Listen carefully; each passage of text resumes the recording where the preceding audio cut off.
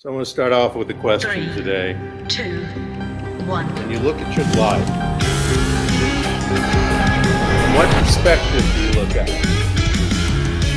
Remember what Barbara just saying. So what perspective do you look at? The past, the now, the future, your disappointments, your successes, when you cried, when you laughed, when you loved, when love was unrequited maybe. Through Prospero in The Tempest, Shakespeare tells us we are such stuff as dreams are made on, and our little life is rounded with a sleep. In other words, he says life is an illusion, a fiction that we bring to reality. When I was reading that, I thought, I kind of like that. Because a lot of that is what I teach, because I teach this whole idea of this holistic use of what I call the divine matrix. And when you're using it, you're using your imagination and your intuition through that which you love, and the logic of knowing that this teaching works. And so for a time, it is a fiction in our mind. It is a fiction we create. Because that's where our greatest adventures, that's where our greatest parts of this journey begin, in our mind, as fictions in our mind. And then these fictions become our happiness, our experiences. And when sometimes things are running around in your head like a whirling dervish of bad mental habits or actions, and we have these tools that we teach that Gary talked about to alleviate them, to replace the fictions that have shown up in our lives, like the Scarlet Letter or stories like that might relate in our lives, in our experiences, with experiences like we read, like fictions of The Alchemist or Call of the Wild, adventure and excitement and love, and beauty and attachment and communion. When we change the frequency of our lives, we change it from a fiction like Madame Butterfly to the songs of Jamie Lula. Things are perfect where spirit is in the house. Last week I mentioned looking up.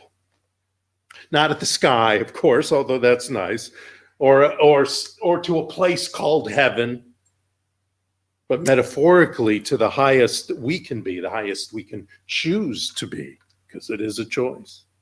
We've been taught to look around, to decide by looking around at other people, at our community, at our family, at our friends, and taking that information to tell us who we are and what our purpose is and what we can do with our lives. And people come here, watch us, read New Thought books, listen to New Thought music, take this idea, this truth of oneness, that sacred connection that we all have, the ancestors that have gone before us. And we use that to figure out who we are, what our purpose is. And that can change through our lives. That's okay. There's also the act of looking in that people do. We start with our inner self, and everything's there anyway, right? So we look in, and sometimes as we look in, that gets to be tough and not fun. And we're doing some internal surveillance work, especially if you've been here, been around the world for a time. Things add up, and there's stuff that's been hiding for a decade or two. And in that, we have a discovery of who and what we are, and we get in touch with our deepest desires that way, and we can figure out the new path we want to follow, what allies we want to attract into our lives.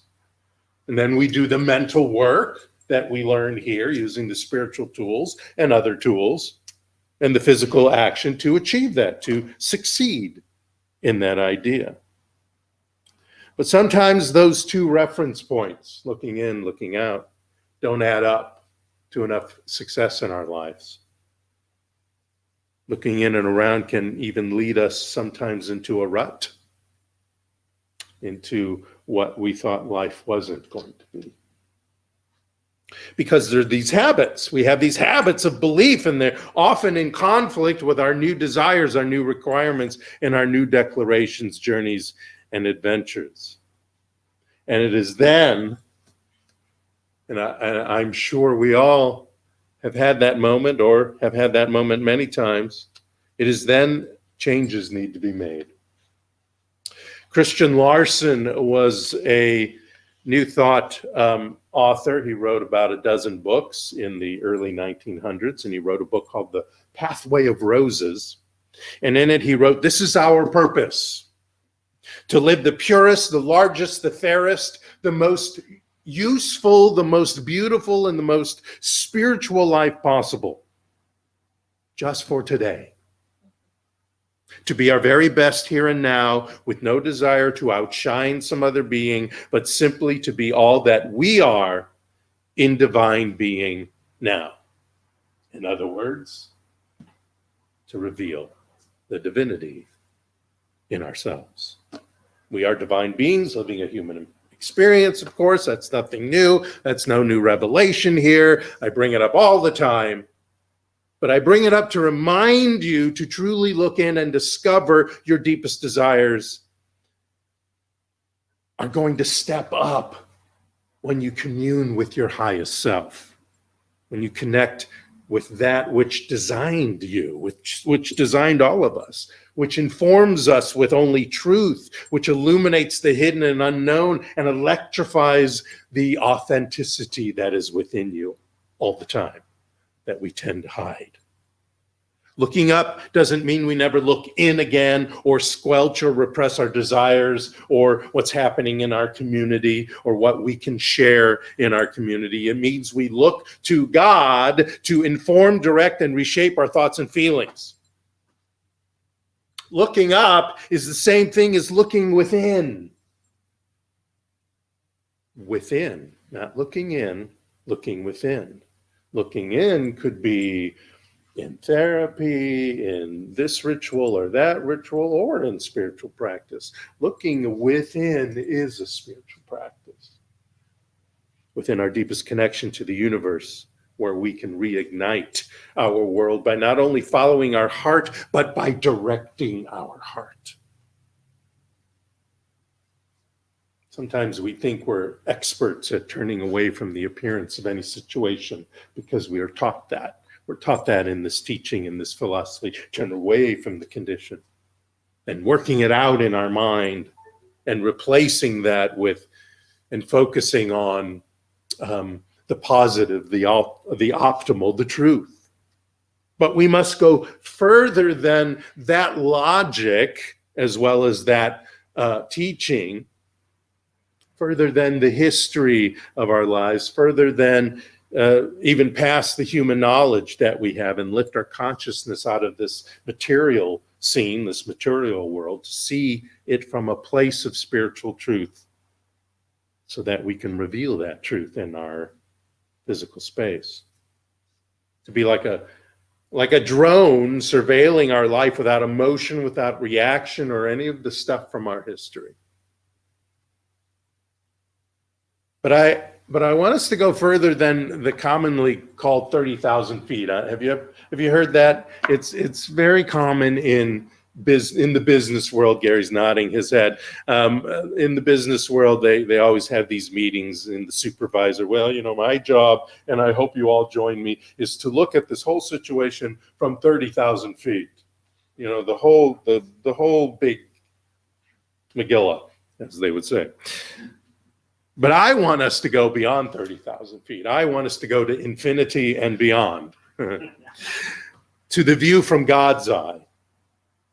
The title of this talk is, Hey, Look Up Here. And the here in Hey, Look Up Here is the view at infinity feet, God's view. When we think, feel, breathe, live, and be from the higher consciousness, we reflect the timeless wisdom of the ages on a journey that's always at play and never the final destination. I need to remember that sometimes, boy. Find myself in a rut for one thing or another in my life, and I have to remember this is not the end. This is not the final destination. This is part of the journey, and take it. And if I can't get the human stuff out of the way, then step into the higher stuff. Our spiritual evolution is always on tap, always ready. And everything we experience, the pity parties, the supposedly negative things in our lives, they're always a step on an ever-expanding journey. And when we remember that, and when we connect and commune with our highest self, and you can call it God or whatever you want to call it, that's when we can really get out of that. That's when we can more easily smooth through the pity party times as we breathe in the view from the universal perspective. And we appreciate the expansiveness of our growth and development. We're truly then living the truth. Now I have another quote here from Eric Butterworth in the very famous book, Spiritual Economics. And he said, "It is a powerful insight to live by. Always get the view from the top. Before you react in negativity to people, conditions, or things, take a moment to lift up your eyes onto the hills. Contemplate all the changing, challenging experiences from the highest possible point of view. Regardless of the appearances of conflicts or limitations, see all things from the awareness of the allness of life and the ever-presence of substance. From the view from the top, you will see things creatively, leading to an attitude that is constructive and optimistic." Now, I call this month Release It. November is commonly used to be a call for gratitude and appreciation. My new word this year, using appreciation versus, not versus, but in addition to gratitude and thankfulness. And in doing so, when we usually use November to talk about thankfulness and gratitude, we do it to reflect also on the journey so far this year, to objectively review the challenges, the triumphs, the opportunities, et cetera, of what's happened in our journey of this year, and the inevitable growth of all of us having experienced our path of awakening. And if you remember, our 2021 theme is awakening. This week, let us take a moment, or maybe 10 moments, to appreciate and honor what has occurred during this year's part of the journey. In all things, for all things, no matter what, express gratitude for all of it. This is that higher view of things. This is that higher view, especially of the things we label as negative in our lives. When we take that higher view, then we can see them more as a part of the story, a part of the fiction. This lifts our consciousness even higher and gives us a clearer perspective of the spiritual truth as the universe sees it. Not as successes, not as failures, but as a journey, a path, moments on a trail to enlightenment, a trail to transcendence, a trail to moving forward in our lives, our careers, our retirement, our marriages, our life in this or that community that we take part in. Religious science. Now, religious science is the name of this teaching. I've spoken about it before, as everyone in this room knows about it, but for those new out there, the book that a lot of this teaching is based on is The Science of Mind, or The Science of Mind and Spirit, and that book is based on ancient wisdom, as well as the thoughts and the conglomeration of this ancient wisdom by Dr. Ernest Holmes. And he called this wisdom, beyond the book, when people gathered, he called this wisdom that he had conglomerated into this teaching religious science. because it was religious in a spiritual way, but it was based on science. Not only science, especially of the times, but as we are seeing, the science of modern times is also proving the ideas that you find in this teaching and other teachings similar to this and the New Thought movement. Anyway, religious science teaches us this. The ultimate goal of life does not mean that we shall ever arrive at a spiritual destination where everything remains static and inactive, even if it's wonderful. Why? Because we always want to bust through, soar, and zoom, even if things are fabulous. Yes? Yes? Goes on to say that which to our present understanding seems an ultimate goal will, when attained, be but the starting point for a new and further evolution. So I get this, I'm the millionaire, but now I'm going to be the 10 millionaire. I get this, I find the mate in my life, and we decide to be life partners, whatever that means to you, marriage or whatever ceremony you want to do or not do. But then not only that, we're going to make it grow, and we're going to grow together in this evolution, in this transcendence of life as a X-year-old to life as an XYZ-year-old. All those things and everything in between and around it.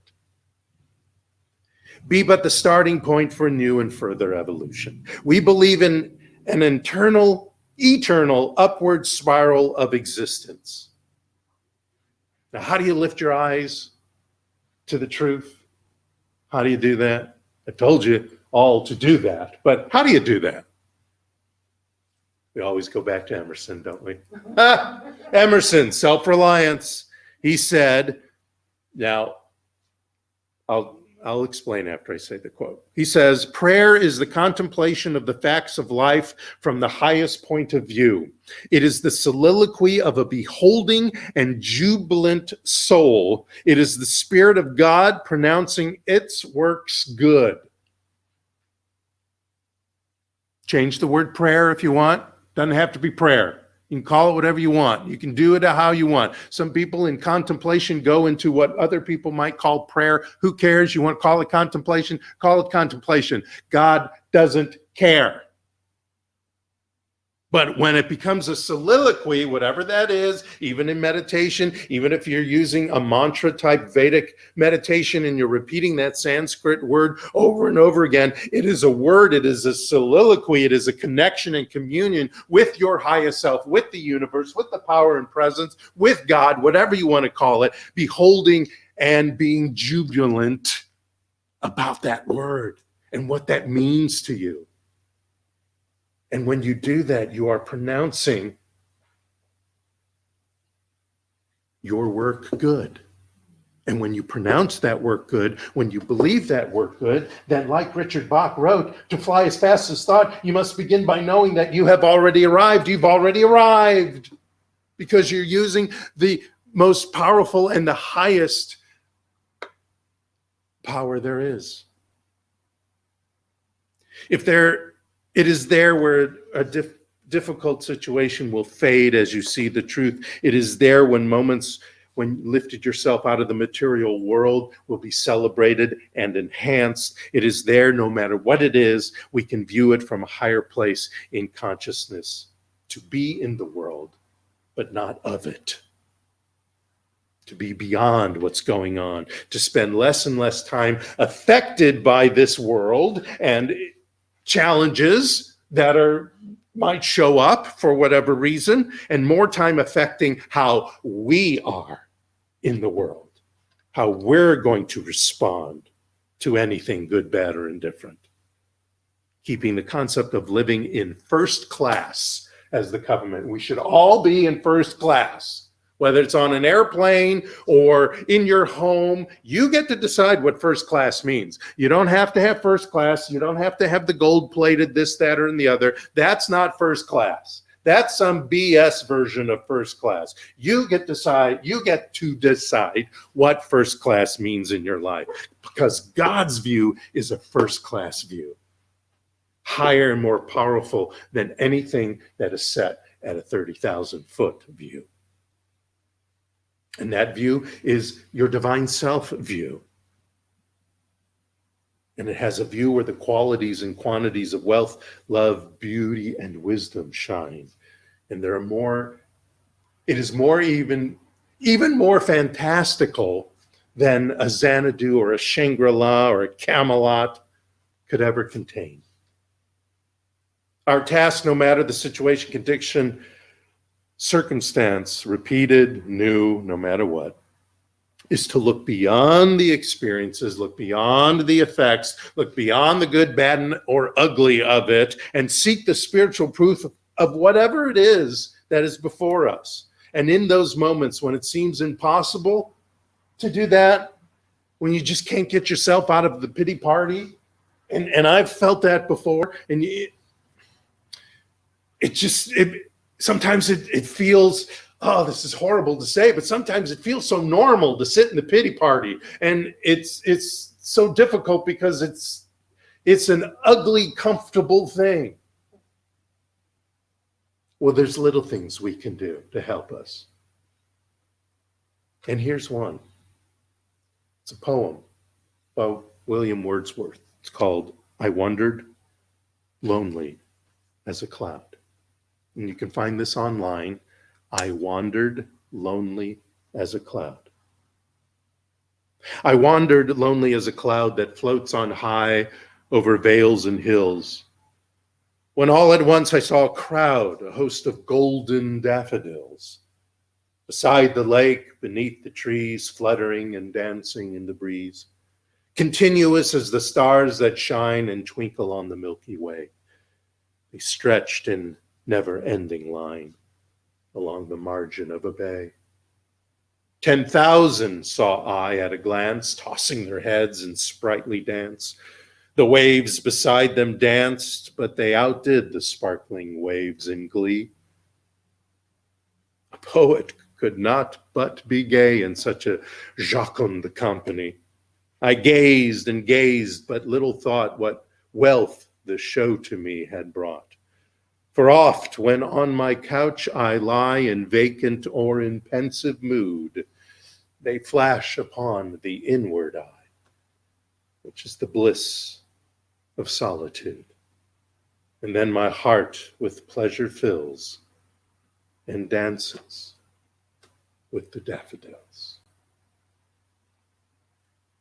Finally, as Shakespeare told us in Hamlet, or actually as Hamlet told us in Hamlet, there is nothing either good or bad, but thinking makes it so. Lift your eyes, lift your nose, lift your ears, lift your mouth, your mind, your thoughts, your attitudes, your perspectives, your feelings, all that you have, your entire beingness, your wholeness, to the highest and grandest view of life, God's view. And then you can bust through, soar, and zoom no matter what. Thank you so much. Namaste.